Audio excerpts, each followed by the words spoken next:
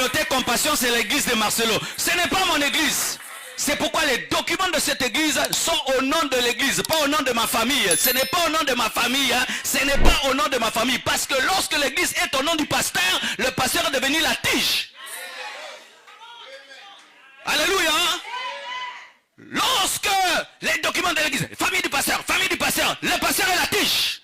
C'est la tige. Mais nous sommes des branches. Les branches passent, la tige demeure. Les branches passent, la tige demeure. Les fruits passent, la tige demeure. Tu n'es pas le propriétaire de ton souffle. Tu n'es pas le propriétaire de ta vie. Tu n'es pas le propriétaire de ton ministère, de ton appel, de tes enfants, même de ta femme, de ton mari. Tu n'es propriétaire de rien. Nous sommes que des gérants. Lorsque Dieu nous voit, nous sommes des gérants. La preuve, meurs seulement, tu vas voir. Même un tige coton, tu ne vas pas amener. Alléluia. Alléluia. Dieu n'est pas un fétiche qu'on utilise. Seigneur, fais. Quelle est ta volonté? Quelle est ta volonté? Que ta volonté soit faite sur la terre comme au ciel. Que ta volonté, que ton règne vienne.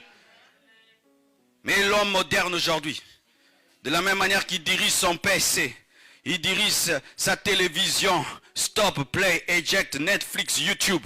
Dieu aussi est devenu comme une télévision. Dieu maintenant c'est le temps de la bénédiction. C'est l'année de gloire. Tu l'as consulté, lui t'a dit c'est l'année de gloire, peut-être c'est l'année de brisement, de pureté, de formation. Les apôtres sont venus auprès de Jésus, 3 ans de formation. Alléluia, ils veulent vivre la gloire. Jésus non, je dois mourir et ressusciter. Mais eux voulaient déjà porter des fruits. Jésus devait les former. C'est ce que tu es en train de faire. Qui te dirige? C'est toi qui diriges Dieu ou c'est Dieu qui te dirige? Aujourd'hui on a même des enfants de Dieu qui veulent que Dieu bénisse leurs mauvais projets. Ils veulent mentir, Seigneur, bénis mon mensonge. Il veut faire des faux documents. Seigneur, bénis les faux documents. Depuis quelques semaines, une nouvelle polémique secoue les réseaux sociaux autour du pasteur Marcelo Tunasi. Certains affirment que la famille de sa défunte épouse voudrait désormais revendiquer l'église fondée par le pasteur. Une information qui a choqué de nombreux fidèles. Mais face à ces accusations, le pasteur a finalement brisé le silence avec une phrase qui a surpris tout le monde. « La compassion n'est pas mon église ». Que voulait-il vraiment dire par là? Restez bien jusqu'à la fin pour comprendre toute l'histoire. Et si vous aimez ce type d'actualité et d'analyse, n'oubliez pas de vous abonner et d'aimer la vidéo pour soutenir la chaîne. Depuis le décès de Maman Blanche, plusieurs tensions auraient vu le jour entre le pasteur et certains membres de la belle famille. Au départ, les discussions concernaient surtout le partage de certains biens familiaux.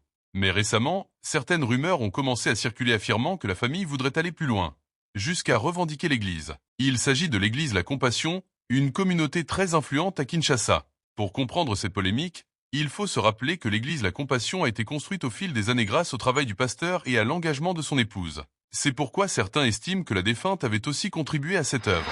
Mais pour beaucoup de fidèles, une église ne peut pas être considérée comme un bien familial. Pour eux, une église appartient avant tout à Dieu et à la communauté des croyants. Face aux rumeurs et aux débats sur Internet, le pasteur Marcelo Tunasi a finalement pris la parole. Et sa réponse a surpris beaucoup de monde.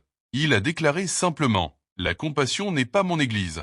Par ces mots, il a voulu rappeler que l'église n'est pas une propriété personnelle, mais une œuvre spirituelle destinée aux fidèles. Cette phrase a rapidement fait le tour des réseaux sociaux. Certains y voient un signe d'humilité et une volonté d'éviter un conflit autour d'une œuvre religieuse. D'autres pensent que cette déclaration vise surtout à calmer la tension entre les différentes parties. Mais une chose est sûre, cette affaire continue de faire parler. Aujourd'hui, beaucoup de questions restent sans réponse. La situation entre le pasteur et la famille de sa défunte épouse est encore très sensible. Mais ce qui est certain, c'est que l'avenir de l'église La Compassion reste un sujet très important pour de nombreux fidèles. Et vous, que pensez-vous de cette déclaration du pasteur? Donnez votre avis en commentaire. Et surtout abonnez-vous et aimez la vidéo pour ne pas manquer les prochaines révélations sur cette affaire.